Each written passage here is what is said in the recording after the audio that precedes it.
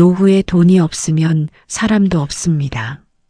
이 말이 너무 차갑게 들리십니까? 하지만 이것이 현실입니다. 사랑도 효도도 우정도 결국 돈 앞에서 흔들립니다. 오늘 이 영상을 끝까지 보시면 그 이유를 명확히 알게 되실 겁니다.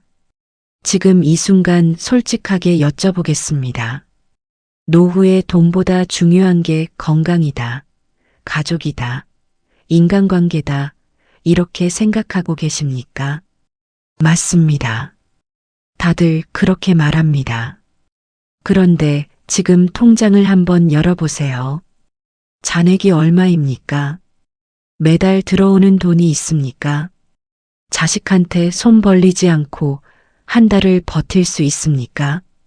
만약 이 질문에 선뜻 대답이 나오지 않는다면 오늘 이 영상은 반드시 끝까지 보셔야 합니다. 많은 분들이 이렇게 말씀하십니다. 돈이 전부냐, 돈보다 중요한 게 있지. 늙어서 돈만 밝히면 추해 보인다. 그렇습니다. 젊을 때는 그 말이 맞을 수 있습니다. 그런데 노후는 다릅니다. 완전히 다릅니다. 노후에는 돈이 없으면 건강도 지킬 수 없고 가족도 지킬 수 없고 나 자신도 지킬 수 없습니다. 노후의 돈은 사치가 아닙니다. 돈은 존엄입니다. 그런데 놀라운 사실이 있습니다. 이 사실을 지금이라도 깨달은 분들은 남은 인생이 달라집니다. 단 한 가지 생각만 바꿔도 노후가 완전히 다른 방향으로 흘러갑니다. 오늘 그 이야기를 해드리겠습니다. 오늘 영상을 끝까지 보시면 두 가지를 얻게 됩니다. 첫째, 왜 노후에 돈이 모든 것을 결정하는지 그 냉정한 현실을 제대로 이해하게 됩니다. 둘째, 지금 당장 실천할 수 있는 노후 자금 지키는 방법을 구체적으로 알게 됩니다. 끝까지 함께 해 주십시오.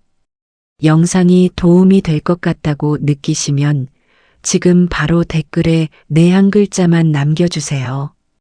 아직 잘 모르겠다 싶으시면 노라고 써주세요. 구독과 좋아요는 같은 고민을 하시는 분들께 이 영상을 전해드리는 가장 좋은 방법입니다. 자, 이제 본론으로 들어가겠습니다. 경기도 수원에 사시는 72세 박성태 어르신 이야기를 먼저 들어보겠습니다.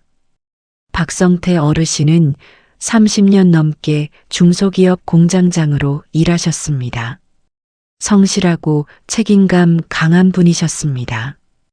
두 아들을 대학까지 보냈고 첫째 아들 결혼할 때 아파트 전세금 1억 5천을 보태줬습니다.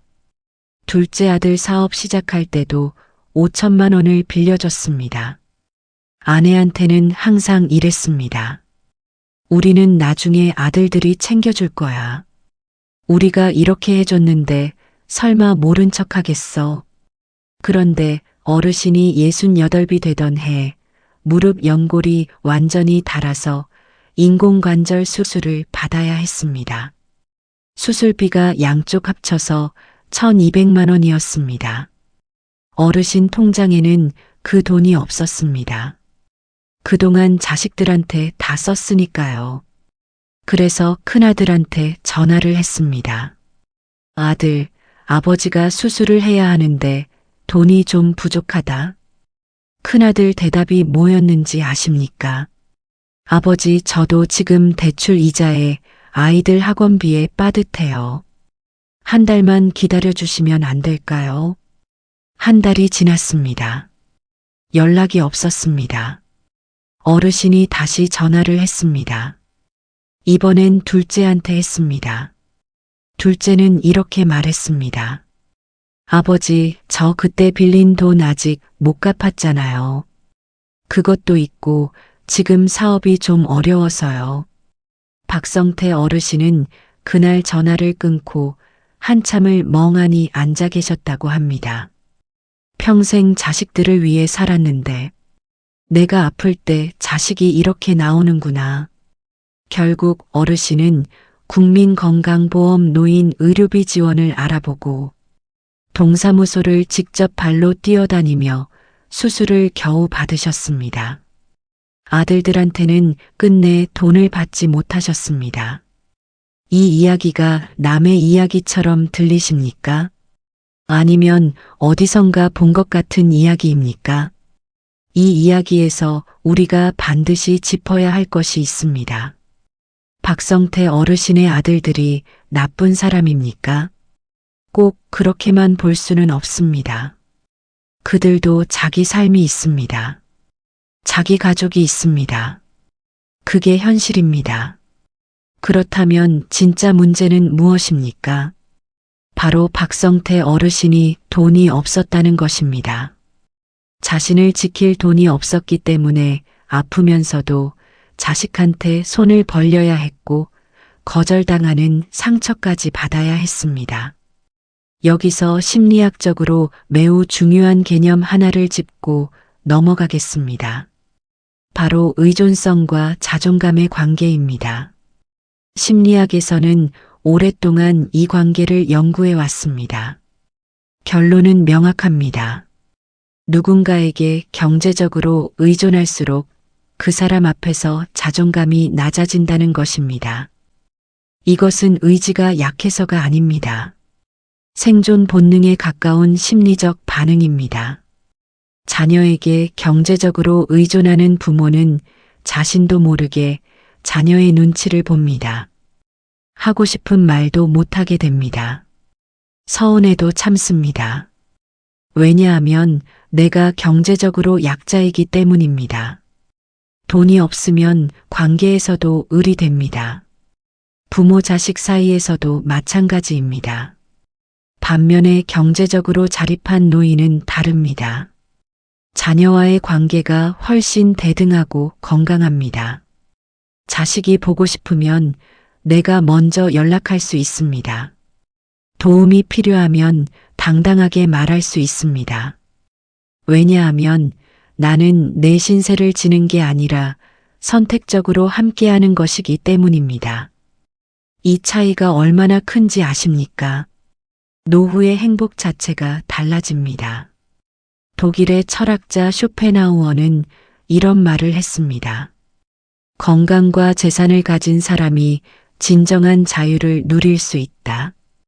쇼펜하우어는 염세주의 철학자로 유명하지만 이 말만큼은 매우 현실적인 통찰입니다.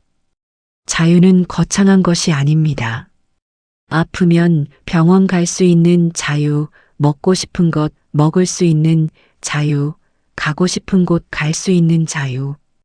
이 소박한 자유를 노후에 지켜주는 것이 바로 돈입니다. 자, 이제 또 하나의 이야기를 들려드리겠습니다.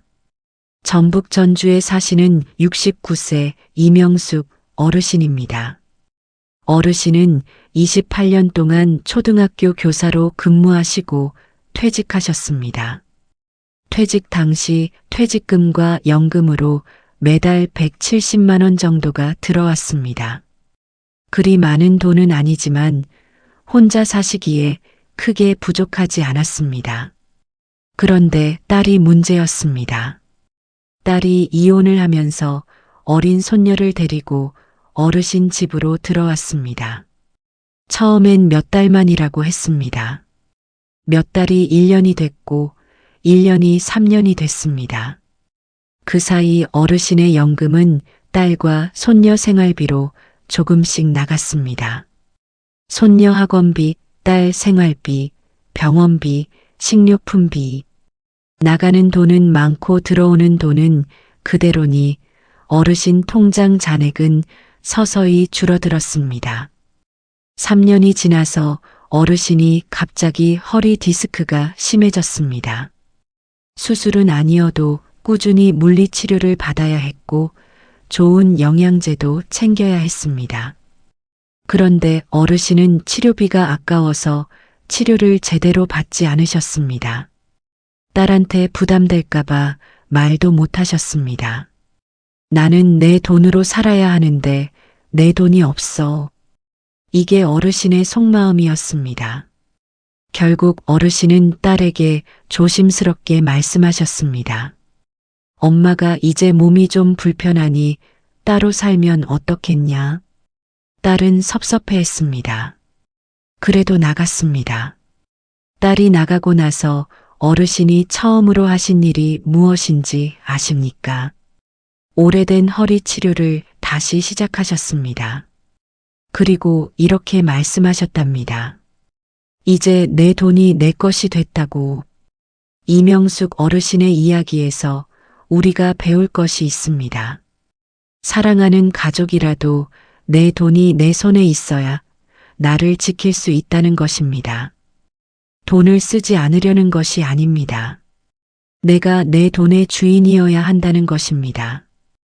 이것이 노후의 돈이 전부인 이유의 핵심입니다. 자, 이제 조금 더 깊이 들어가 보겠습니다. 많은 분들이 이런 생각을 하십니다. 건강하면 됐지, 가족이 있으면 됐지, 친구가 있으면 됐지. 그런데 냉정하게 생각해 보시겠습니까? 건강은 돈으로 지킵니다. 정기 검진을 받는데 돈이 들고 좋은 음식을 먹는데 돈이 들고 아프면 치료받는데 돈이 듭니다. 국민건강보험이 있다고 해도 본인 부담금이 있고 고가 치료나 좋은 병원을 선택하려면 돈이 필요합니다. 돈 없이 건강을 지키는 것은 불가능하지는 않지만 매우 어렵습니다. 가족은 돈이 있어야 관계가 건강합니다. 방금 두 분의 이야기에서 보셨습니다. 돈이 없으면 자식에게 눈치를 보게 됩니다. 자식도 처음엔 잘 해드리려 하지만 시간이 지나면 현실의 벽에 부딪힙니다. 자식도 먹고 살아야 하고 손자들 키워야 하고 대출 갚아야 합니다. 부모님 부양이 경제적 부담이 될수록 관계는 서서히 상하게 됩니다. 아무도 원하지 않지만 이것이 현실입니다. 친구도 마찬가지입니다. 노후의 친구 관계를 유지하려면 어느 정도의 경제력이 필요합니다. 밥 한 번 먹으러 나가도 돈이 들고 여행 가자는 말에 돈이 없어서 못 간다는 말을 반복하다 보면 자연스럽게 모임에서 멀어지게 됩니다. 돈이 없으면 사회적 고립이 빨라집니다. 영국의 인류학자 로빈 덤바는 인간이 진정으로 유지할 수 있는 관계는 150명 정도라고 했습니다. 이것이 덤바의 법칙입니다. 그런데 노후에는 이 숫자가 급격히 줄어듭니다. 직장을 잃으면서 체력이 줄어들면서 이동이 불편해지면서 여기에 경제력까지 없어지면 관계는 더욱 빠르게 무너집니다. 결국 노후의 돈은 단순히 물건을 사는 수단이 아닙니다. 돈은 건강을 지키는 방패이고 관계를 유지하는 연결고리이고 자존감을 지켜주는 힘입니다. 그래서 노후에 돈이 전부라는 말이 나오는 것입니다. 마르쿠스 아우렐리우스는 이런 말을 남겼습니다. 내가 통제할 수 없는 것에 에너지를 쏟지 말라. 통제할 수 있는 것에 집중하라. 노후에 자식이 효도할지 안 할지, 병이 올지 안 올지, 세상이 어떻게 변할지 우리는 알 수 없습니다. 하지만 지금 이 순간 내 돈을 어떻게 지키고 관리할지는 우리가 선택할 수 있습니다. 그렇다면 구체적으로 어떻게 해야 할까요? 지금부터 노후 자금을 지키고 늘리기 위해 당장 실천할 수 있는 방법을 7가지로 정리해 드리겠습니다. 하나, 자녀에게 드는 돈의 기준을 지금 당장 정하십시오. 이것이 가장 먼저입니다. 자녀에게 돈 나가는 것을 막으라는 이야기가 아닙니다. 기준을 정하라는 것입니다.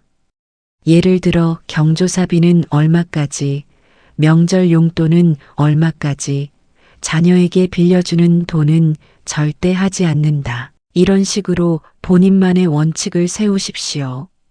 많은 분들이 이 원칙을 세우지 못하는 이유가 무엇입니까? 자식이 부탁하면 거절하기 힘들어서입니다. 그런데 한번 생각해 보십시오. 자식이 노후 자금을 가져가면 나중에 내가 아플 때 그 돈을 돌려받을 수 있습니까? 돌려받기 어렵다는 것을 우리는 이미 수많은 사례에서 보았습니다. 자녀에게 한계를 정하는 것은 냉정한 것이 아닙니다. 나를 지키는 것이고 결국 자녀와의 관계도 지키는 것입니다. 내가 경제적으로 무너지면 자녀에게 짐이 됩니다. 그게 더 큰 문제입니다. 둘, 매달 생활비를 반드시 가계부로 기록하십시오. 노후에는 수입이 제한적입니다. 그런데 많은 분들이 내 돈이 어디로 나가는지 정확히 모릅니다. 가계부를 쓰라고 하면 귀찮다고 하십니다. 그런데 가계부는 단순히 절약을 위한 것이 아닙니다. 내 돈의 흐름을 파악하는 것입니다. 내가 한 달에 얼마를 쓰는지 알아야 내가 얼마 동안 버틸 수 있는지 알 수 있습니다. 핸드폰 메모장에 오늘 쓴 돈을 매일 적어 보십시오. 딱 30초면 됩니다. 한 달이 지나면 내가 어디서 돈이 새고 있는지 보입니다. 그것만 알아도 노후 자금 관리가 달라집니다. 셋, 지금 당장 보험을 점검하십시오. 노후의 가장 큰 지출이 무엇인지 아십니까? 의료비입니다. 통계청 자료에 따르면 노인 가구의 의료비 지출 비중은 전체 지출의 20%를 넘습니다. 그런데 많은 분들이 필요 없는 보험에 돈을 내고 계시거나 꼭 필요한 보험은 없으신 경우가 많습니다. 보험 설계사 말만 믿지 마십시오. 직접 내가 지금 가입한 보험 목록을 꺼내 보십시오. 보험료 합계가 얼마입니까? 중복된 보장은 없습니까? 실손보험은 있습니까? 암 진단금은 있습니까? 지금 내는 보험료가 내 노후 자금을 보호하고 있는지 아니면 오히려 갉아먹고 있는지 확인하십시오. 가까운 공익법인 재무상담소나 금융감독원의 무료 보험 점검 서비스를 활용하시면 도움이 됩니다. 넷.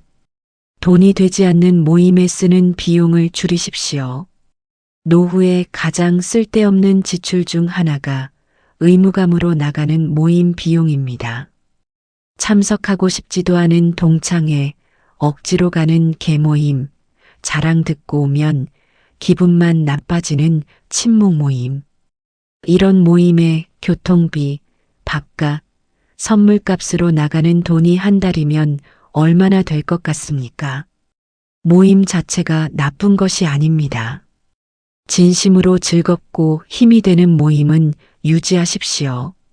하지만 의무감과 체면 때문에 나가는 모임에 노후 자금을 쏟는 것은 멈추십시오. 체면보다 통장이 먼저입니다. 5. 사기와 투자 유혹에 각별히 주의하십시오. 노후에 가장 빠르게 돈을 잃는 방법이 있습니다. 바로 욕심입니다. 금융감독원 통계를 보면 보이스피싱과 투자 사기 피해자 중 60대 이상 비율이 매년 높아지고 있습니다. 왜 그럴까요? 노후에는 돈을 더 불려야 한다는 불안감이 있고 그 불안감을 노리는 사람들이 있습니다. 원금 보장의 높은 수익률, 지인 추천 투자, 단기 고수익 보장. 이 말들이 나오면 무조건 의심하십시오. 세상에 공짜 점심은 없습니다. 높은 수익에는 반드시 높은 위험이 따릅니다. 노후 자금은 불리는 것보다 지키는 것이 먼저입니다. 아리스토텔레스는 이렇게 말했습니다. 지혜로운 사람은 손실을 피하는데 먼저 집중한다. 노후 자금 관리의 첫 번째 원칙은 잃지 않는 것입니다. 6. 국가에서 주는 혜택을 빠짐없이 챙기십시오. 이것을 모르시는 분들이 정말 많습니다. 대한민국 정부는 노인을 위한 다양한 복지 제도를 운영하고 있습니다. 기초연금, 의료급여, 노인 일자리 사업, 장기요양보험, 지역사회 통합돌봄 서비스, 교통비 지원, 문화시설 무료 이용 등 수많은 혜택이 있습니다. 그런데 이 혜택들을 받으려면 신청을 해야 합니다. 신청하지 않으면 나라에서 알아서 주지 않습니다. 가까운 주민센터에 가셔서 내가 받을 수 있는 노인 복지 혜택이 뭐가 있냐고 직접 물어보십시오. 부끄러운 일이 아닙니다. 내가 평생 세금 내고 나라에 기여해서 만들어진 제도입니다. 당당하게 받으셔야 합니다. 7. 작은 수입이라도 만드십시오. 아무리 적어도 내 손으로 버는 돈이 있어야 합니다. 노인 일자리 사업에 참여하셔도 됩니다. 텃밭에서 키운 채소를 파셔도 됩니다. 동네 어르신들 사진 찍어드리는 봉사를 하면서 작은 사례금을 받으셔도 됩니다. 금액이 중요한 것이 아닙니다. 내가 무언가를 생산하고 그것으로 수입이 생긴다는 경험 자체가 자존감을 지켜줍니다. 심리학에서는 이것을 자기 효능감이라고 합니다. 내가 무언가를 할 수 있다는 믿음이 삶의 의욕과 정신 건강을 지켜준다는 것입니다. 작은 수입이라도 노후에 이 자기 효능감을 유지하는데 큰 역할을 합니다. 자, 여기서 잠깐 멈추고 싶습니다. 오늘 이 이야기를 들으시면서 혹시 이런 생각이 드시지는 않았습니까? 나는 이미 늦었다. 자식들한테 다 줘버렸다. 지금 통장에 얼마 없다. 이제 와서 뭘 어쩌란 말이냐. 그 마음 압니다. 충분히 이해합니다. 그런데 한 가지만 말씀드리겠습니다. 이건 당신 잘못이 아닙니다. 당신은 젊은 시절부터 가족을 위해 살았습니다. 전쟁 같은 가난 속에서도 이를 악물고 자식 키우고 집 마련하고 노후 준비까지 해야 했습니다. 누가 그걸 가르쳐 줬습니까? 아무도 가르쳐 주지 않았습니다. 자식을 위해 희생하는 것이 미덕이라고 배웠고 그대로 살았을 뿐입니다. 그러니 지금 통장에 돈이 적다고 해서 당신 자신을 탓하지 마십시오. 다만 이제부터는 다릅니다. 이제부터는 나를 먼저 챙기셔야 합니다. 남은 인생을 위해서 지금부터라도 달라지셔야 합니다. 지금 60이든 70이든 80이든 상관없습니다. 오늘이 가장 빠른 날입니다. 노자는 이런 말을 남겼습니다. 천리길도 한 걸음부터 시작한다. 거창하게 생각하지 마십시오. 오늘 당장 통장을 확인하는 것, 지갑에서 불필요한 카드 한 장을 빼내는 것, 자녀한테 습관처럼 보내던 용돈을 한번 줄여보는 것. 이 작은 한 걸음이 노후를 바꿉니다. 몇 가지 더 이야기해 드리겠습니다. 노후에 돈이 중요한 이유를 이야기할 때 빠뜨릴 수 없는 주제가 있습니다. 바로 존엄하게 죽을 권리입니다. 누구나 언젠가는 마지막을 맞이합니다. 그 마지막을 어떻게 맞이하느냐가 노후 자금의 마지막 역할입니다. 돈이 없으면 마지막 순간을 스스로 선택할 수 없습니다.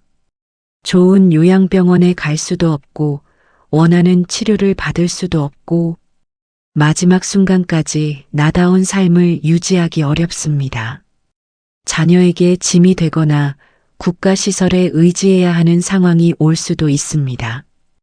이것을 미리 준비하는 것이 노후 자금의 가장 깊은 의미입니다.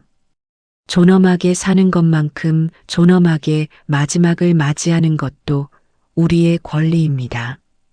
그 권리를 지키기 위해서도 돈이 필요합니다. 경기도에 사시는 78세 정인수 어르신 이야기를 하나 더 들려드리겠습니다. 정인수 어르신은 40대부터 노후 준비를 시작하셨습니다. 당시에는 주변에서 다들 이렇게 말했다고 합니다. 그 돈으로 애들 과외나 시켜라. 집 한 칸이나 더 늘려라. 무슨 노후 준비냐? 어르신은 그 말을 무시하셨습니다. 매달 적은 금액이지만 꾸준히 연금보험에 넣고 예금을 들었습니다. 자식들 결혼할 때 집을 사줄 형편이 안 됐습니다. 적당한 선에서 축의금을 보탰습니다. 자식들이 서운해했습니다. 그런데 지금 어르신은 어떠십니까? 매달 국민연금에 개인연금까지 합쳐서 220만 원이 들어옵니다. 혼자 충분히 생활하고 남습니다. 아프면 병원을 선택할 수 있습니다. 좋아하는 등산 모임에 회비를 낼 수 있습니다. 손자 볼 때 용돈을 쥐어줄 수 있습니다. 자식한테 손 벌린 적이 한 번도 없습니다. 그러니 자식들이 오히려 더 잘합니다. 부담이 없으니까 보고 싶어 합니다. 어르신은 이렇게 말씀하셨습니다. 내가 자식한테 돈 안 쓴 것이 결국 자식한테 가장 잘한 일이었어. 이 말이 무슨 뜻인지 아십니까? 부모가 경제적으로 자립해 있는 것이 자녀에게도 가장 큰 선물이라는 것입니다. 부모가 경제적으로 무너지면 자녀도 힘들어집니다. 부모가 건강하고 경제적으로 안정돼 있으면 자녀도 마음 편하게 자기 삶을 살 수 있습니다. 이것이 진짜 사랑입니다. 자식을 위해 내 노후 자금을 다 쓰는 것이 사랑이 아닙니다. 내가 노후에 자식에게 짐이 되지 않는 것, 그것이 부모가 자녀에게 줄 수 있는 가장 큰 선물입니다. 몽테뉴는 이런 말을 했습니다. 가장 위대한 것은 자기 자신의 주인이 되는 것이다. 노후에 자기 자신의 주인이 되는 것, 그것은 경제적 자립에서 시작됩니다. 그렇다면 지금 당장 내가 할 수 있는 것은 무엇입니까? 아까 7가지를 말씀드렸습니다. 다시 한번 정리해 드리겠습니다. 첫 번째는 자녀에게 드는 돈의 기준을 정하는 것입니다. 두 번째는 매달 생활비를 가계부로 기록하는 것입니다. 세 번째는 지금 당장 보험을 점검하는 것입니다. 네 번째는 의무감으로 나가는 모임 비용을 줄이는 것입니다. 다섯 번째는 사기와 투자 유혹에 각별히 주의하는 것입니다. 여섯 번째는 국가에서 주는 혜택을 빠짐없이 챙기는 것입니다. 일곱 번째는 작은 수입이라도 만드는 것입니다. 이 중에서 하나도 못하는 분은 없습니다. 오늘 당장 한 가지만 실천하셔도 됩니다. 오늘 저녁에 통장 잔액을 확인하는 것부터 시작하십시오. 그것이 첫 번째 걸음입니다. 마지막으로 이 말씀을 드리고 싶습니다. 노후에 돈이 전부라는 말을 처음 들었을 때 차갑게 느껴지셨을 수 있습니다. 하지만 오늘 이야기를 들으시면서 조금씩 다르게 느껴지셨을 겁니다. 노후의 돈은 차가운 것이 아닙니다. 그것은 내 건강을 지키는 방패이고 가족과 건강하게 관계를 유지하게 해주는 힘이고 내가 나답게 살 수 있게 해주는 존엄의 도구입니다. 돈을 사랑하라는 것이 아닙니다. 나를 사랑하라는 것입니다. 나를 사랑하기 때문에 내 돈을 지키는 것입니다. 나를 사랑하기 때문에 노후를 준비하는 것입니다. 나를 사랑하기 때문에 자녀에게 모든 것을 주지 않는 것입니다. 당신은 평생 가족을 위해 살았습니다. 이제 남은 시간은 나를 위해 사십시오. 그것이 이기심이 아닙니다. 그것이 생존입니다. 그것이 당신이 남은 인생을 존엄하게 살아가는 방법입니다.